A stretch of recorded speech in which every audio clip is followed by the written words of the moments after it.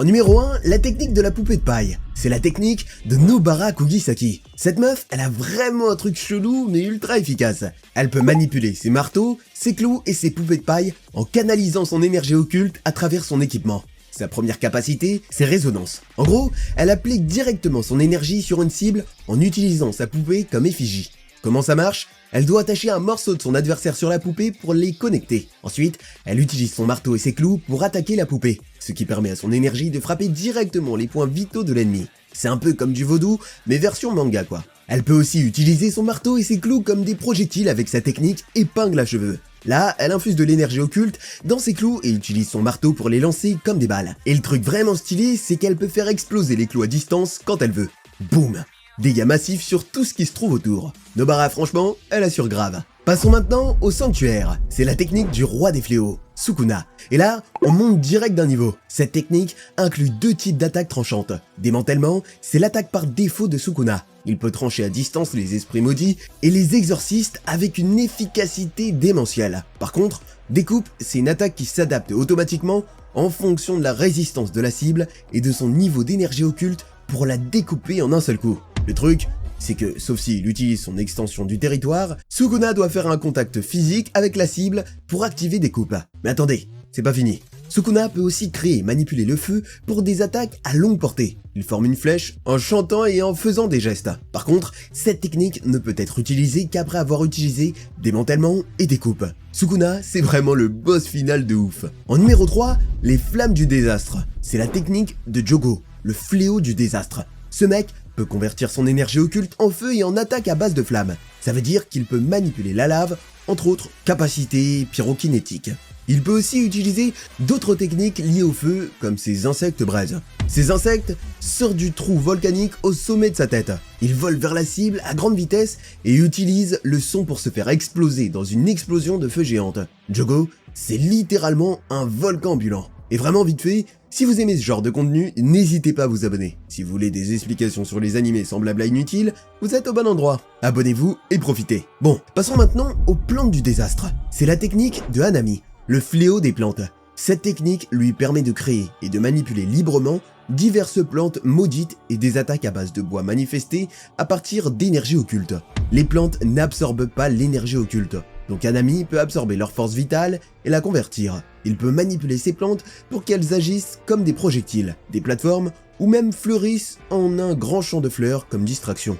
En supprimant son intention de tuer, son attaque bourgeon maudit consiste à lancer une plante qui s'accroche à un adversaire et le draine de son énergie occulte. Plus ils essaient de l'utiliser, pire c'est. La technique du ratio, elle appartient à Kento Nanami. Ce mec, c'est vraiment un génie du combat stratégique. Sa technique lui permet de diviser sa cible avec 10 lignes et de créer de force un point faible. En termes plus simples, il peut diviser librement une partie d'une personne ou d'un objet dans un ratio de 7:3 et rendre une partie de ce ratio divisé plus faible.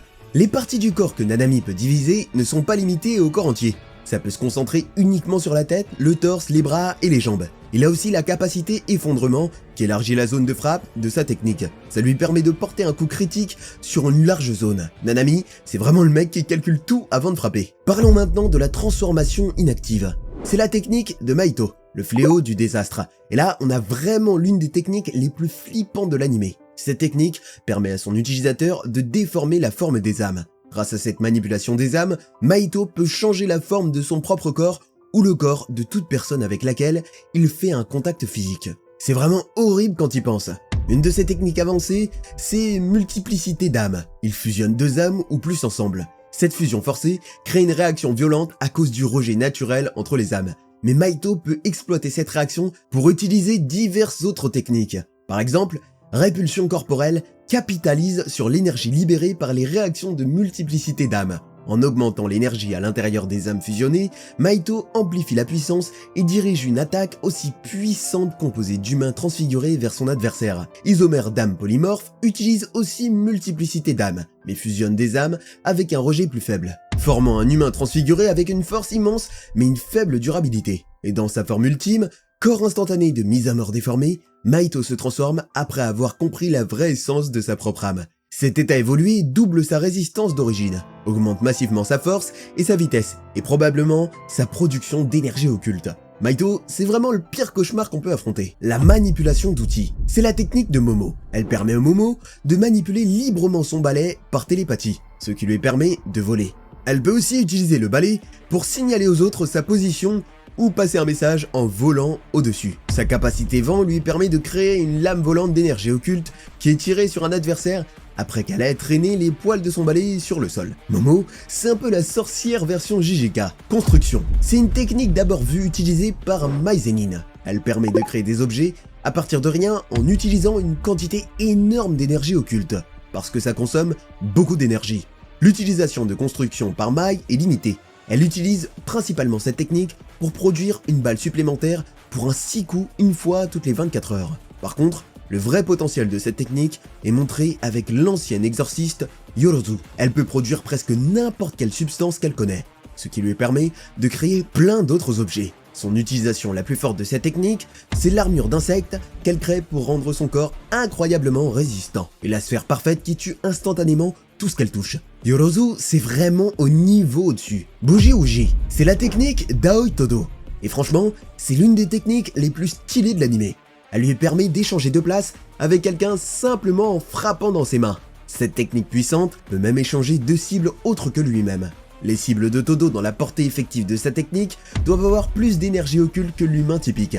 Todo avec cette technique, il rend les combats vraiment imprévisibles. Un coup t'es devant lui, le coup d'après t'es à l'autre bout du terrain. La manipulation de marionnettes. C'est la technique de Kokichi Muta. Elle lui permet de contrôler un nombre de cadavres maudits à distance en utilisant sa restriction céleste, ce qui lui permet d'étendre ce contrôle sur une zone étendue. Donc Kokichi peut avoir des marionnettes dans n'importe quelle partie du Japon. Ça rend cette technique très polyvalente et dangereuse. Les cadavres marionnettes peuvent servir à de nombreux objectifs, y compris des missions de combat et de reconnaissance. Cette précision dans le contrôle de ces marionnettes vient de sa capacité à canaliser l'énergie occulte à travers elles, de sorte que chaque marionnette devient une arme puissante équipée de choses comme de gros canons d'énergie occulte et d'autres gadgets utiles. L'amplification sonore, utilisée par Yoshinobu Gakukanji. Elle transforme son corps en une puissante machine d'amplification. En jouant des mélodies sur sa guitare électrique, il peut rassembler et amplifier ses sons en ondes d'énergie occulte.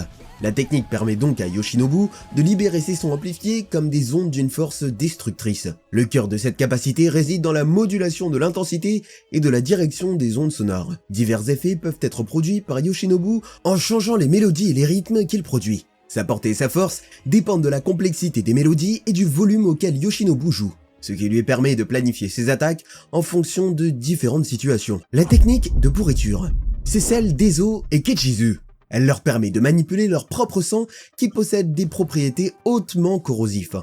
En contrôlant le flux et la vitesse de leur sang corrosif, ils peuvent cibler stratégiquement leurs ennemis, en s'assurant que le contact entraîne des dégâts immédiats et graves. La corrosivité du sang est assez puissante pour brûler la chair et les os. Une extension de cette technique est leur capacité de décomposition. Lorsque leur sang entre en contact avec un adversaire, il crée un motif floral distinct sur la peau. Ce motif n'est pas simplement esthétique.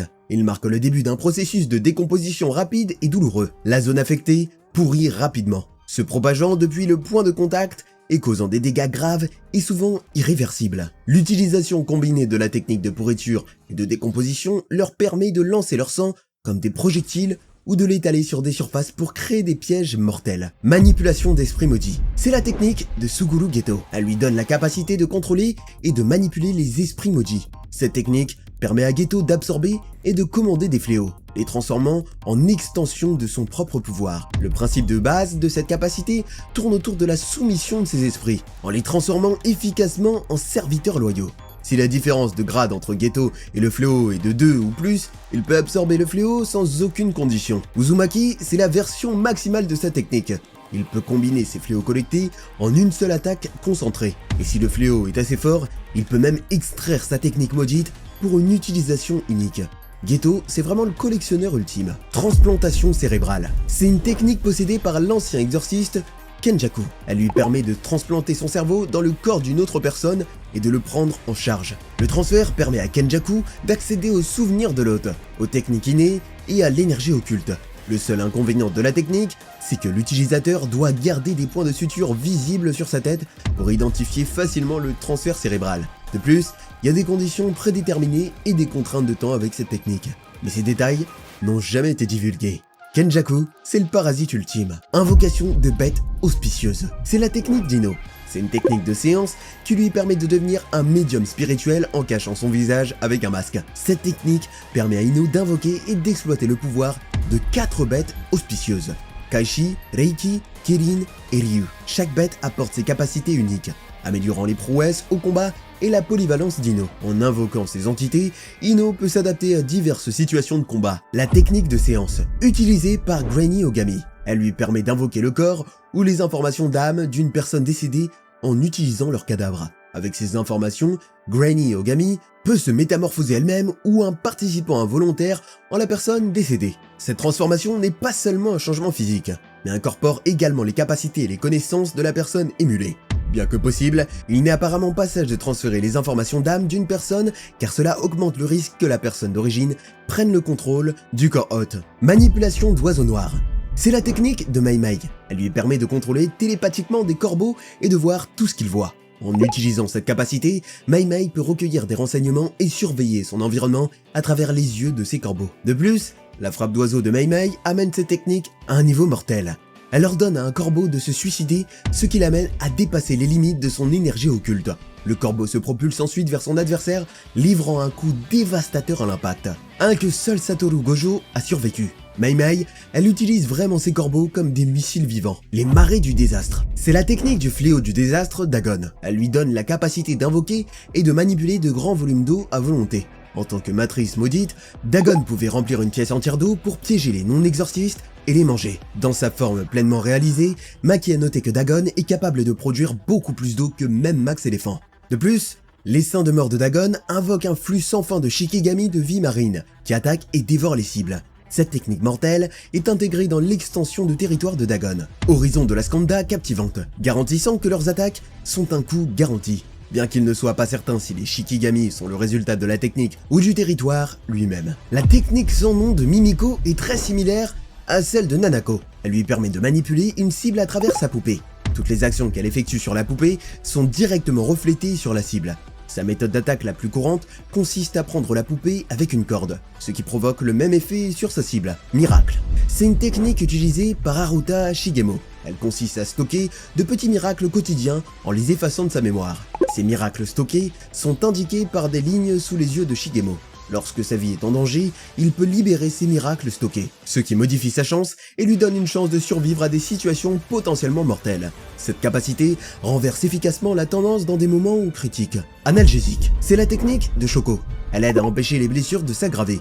En appliquant cette technique à une blessure, elle peut empêcher qu'elle ne s'aggrave. Bien qu'elle ne guérisse pas la blessure comme le ferait une technique maudite inversée, au lieu de cela, elle arrête principalement les saignements et atténue la douleur. Cette technique n'est efficace que pour les blessures subies avant son application, fournissant un soulagement et une stabilisation immédiate plutôt qu'une guérison complète. Formation de glace. C'est la technique d'Urome. Elle permet de produire de basses températures à partir de son corps pour générer et manipuler de grandes quantités de glace à volonté. Ce pouvoir permet à Urome de contrôler la glace sous diverses formes. Calmer givré est une technique où il crée une brume givrée dans leurs mains et la souffle vers leur cible. Cette brume gèle rapidement les cibles dans d'épaisses couches de glace, les immobilisant immédiatement. De plus, Chute de glace d'Urome crée un grand volume de glace qu'ils peuvent contrôler télékinétiquement. Cette glace non seulement gèle les cibles au contact, mais peut également être utilisée pour créer de gros glaçons qui pleuvent sur les adversaires. Courage flamboyant. C'est la technique d'Oji Zenin. Elle lui permet de recouvrir son katana de flammes brûlantes, améliorant son pouvoir de coupe avec une chaleur intense. Les flammes n'augmentent pas seulement la capacité destructrice de la lame, mais imitent également sa capacité de coupe. La combinaison de feu et d'acier amplifie l'efficacité du katana, permettant à Oji de livrer de puissantes frappes brûlantes. Manipulation de terre. C'est la technique de Chojuro Zenin. Elle lui permet de créer des mains de pierre gigantesques à partir du sol. Il peut ensuite manipuler ses mains massives pour saisir ses cibles et les écraser. L'étendue de ce que Chojuro peut contrôler le sol n'a jamais été entièrement explorée. Love Rendez-vous. C'est la technique de Kirara. Elle utilise 5 étoiles dans un motif de croix du sud pour cibler l'énergie occulte. Pour qu'une étoile s'approche d'une autre, elle doit suivre un ordre spécifique.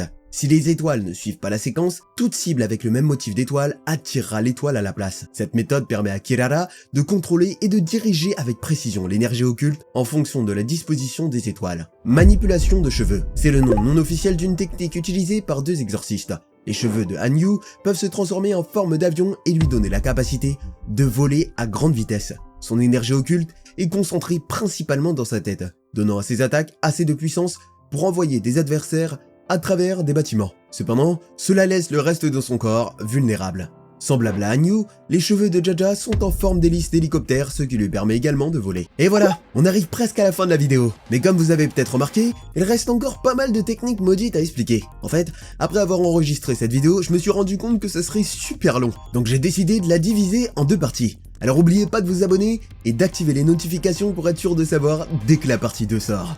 Ouais, je sais. Le titre dit toutes les techniques expliquées en X minutes. Mais bon, on va faire avec. C'est tout pour celle-ci en tout cas. Passez une merveilleuse matinée, après-midi, soirée, peu importe. Et on se retrouve dans la prochaine vidéo.